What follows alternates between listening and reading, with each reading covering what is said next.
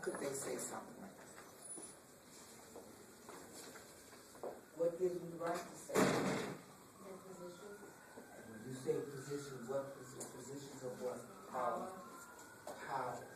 Any other thing? They What did use they laws. say? What did they say it was against? Culture. Their culture. Okay? Now what does that say? That when I say my culture, okay, is more important than your culture. Isn't that what they're saying? And what are they saying? You want to stifle out whose culture? Yours. Is that not implicit in that? Think about it. Is that not what they're saying? Okay? And so now what happens is that they are able to do that, to say, you are offending our culture. That's the rationale, right? You are offending our culture, okay? And since we're being ethnocentric about it, yours is the one that's going to go. And since we're being ethnocentric about it, you're going to assimilate to us. We're not talking pluralism here, we're talking assimilation. Okay? Now, what are they saying when they say they have the power to do that? Okay? Now, do they have the economic power to do this? Now, understand what I'm trying to say. Now, if we look at it from an economic standpoint, the reason they can do it is because that group of people that they're jumping on doesn't have enough economic power to fight against it. You with me? See, if the group was strong enough economically, they wouldn't do this. Okay? We will see this, you see this as we go along here, we talk about power some more.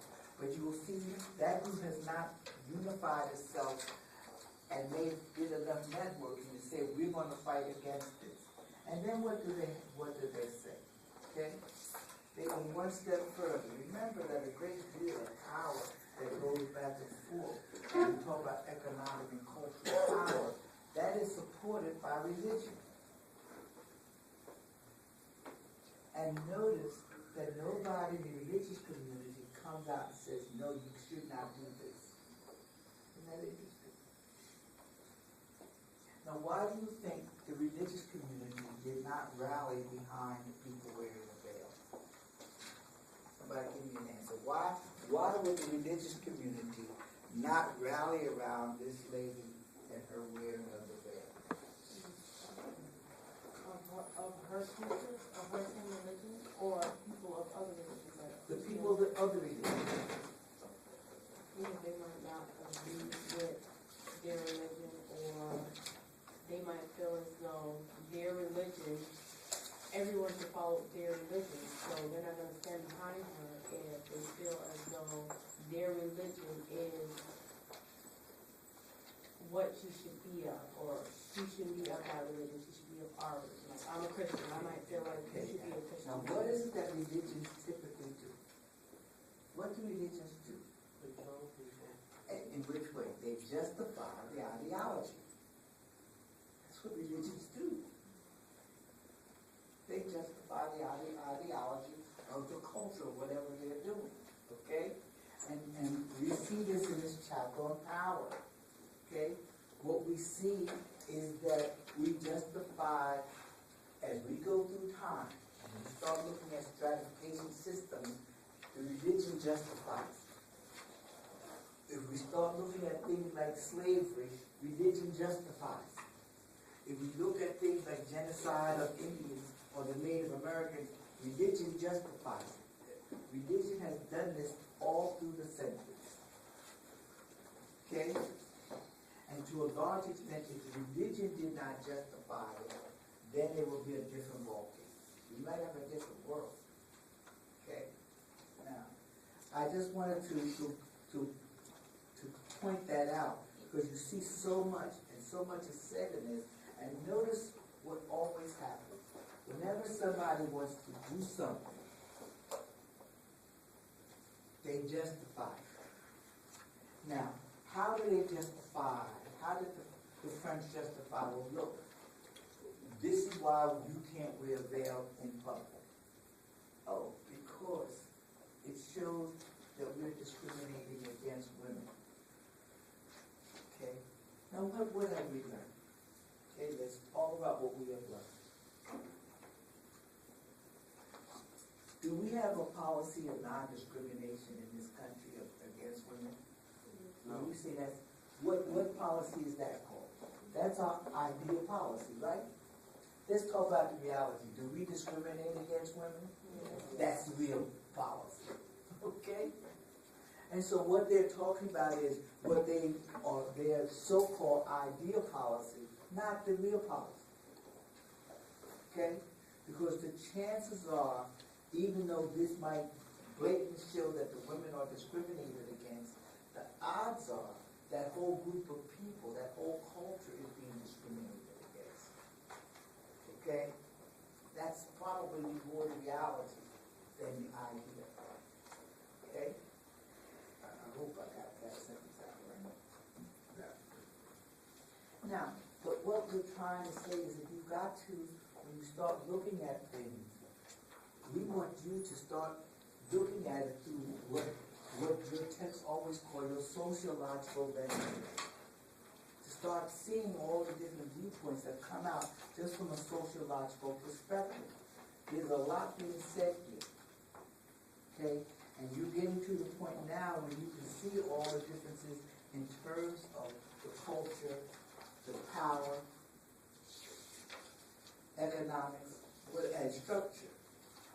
You can see these differences. You can see that one structure is stronger than the other, and they get their will.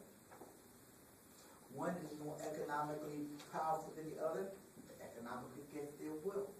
One is more powerful than the other, they get their will. Okay? Now, so now the only question is whether we're talking about whether they have the power over the people or the power to do something. Okay? And here, they could, whether the people wanted to or not, it can be enforced because they have the power over them. Okay? Now what we want to talk about, I think that we're going to skip back to where we belong, and we're going to talk about, I think I'm on page 119, power and social relationships. Okay?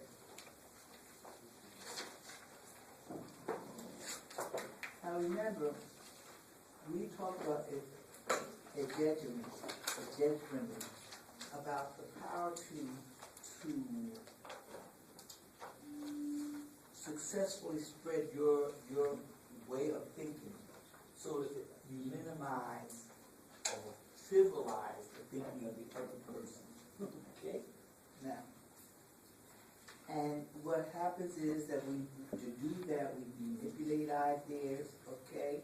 And what we're trying to do is manufacture consent. You see this going on in our electoral process. That each side is trying to minimize or trivialize the viewpoint of the other side. Okay? Now, what happens is that when we do this, notice that we're talking about economic, political, and cultural power. Now, the other thing that we have to take into account is that power basically is a social relationship. Okay? Power and its exercise is a social relationship. Okay? And to a large extent, we talk about power and we use words like social construct all the time. Meaning, there's nothing that says that this is the way it is, except that we say it. Okay? And that social Construct. Okay? It's something that we build to say this is the way it's going to be. That's a social construct. Okay? Now, and we say this, you will hear that phrase 1,000 times in sociology. Okay? Now, it's been said by I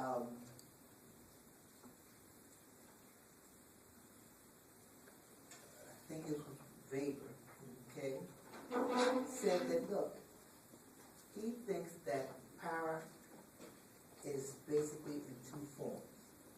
There's legitimate power and there's illegitimate power. Now, what do you think is the difference between legitimate power and illegitimate power? What would that be? Legitimate power probably is like when they have like a good reason and it's like for the betterment of people, but illegitimate is probably like it's like really not a good reason and just like force people to do it. I accept what you're saying, except when you use the words for good reason. All right, let's understand what I'm saying, okay? What I'm saying is that illegitimate power is power that I just take, okay? I run the army. We're in a tribe, but my tribe is stronger than your tribe. Even though you have your rulers and everything set up, but I've got all my spears and bows and you don't. And so I come in and I take over, okay? Because you're too passive. Now I've got illegitimate power. Now I might do good with it, I don't know, okay? But one of the things that will happen is that you know not to get out of line. And the reason you don't get out of line is because you do it with the peril of your life, okay? Or peril of someone you know, okay? That's what happens, okay? Whereas legitimate power is power that basically comes through other means that people accept, okay? Now, one form of legitimate power would be what we might say is traditional power, okay? Now, what powers do we know that have passed down through the ages? What are some of the traditional powers that people have? And who has them? Well, I don't know that the president is a traditional power. Okay? Now I'll try to explain that. That's what I'm glad you brought it up. Okay?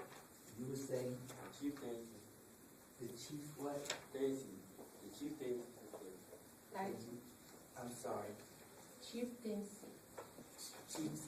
Okay. You covered your mouth when you start talking. I'm going to hear you as it is. Please speak up, because every time you say something, it's intelligent. Okay? All right. Now, so chieftains, okay? How do chieftains get their power?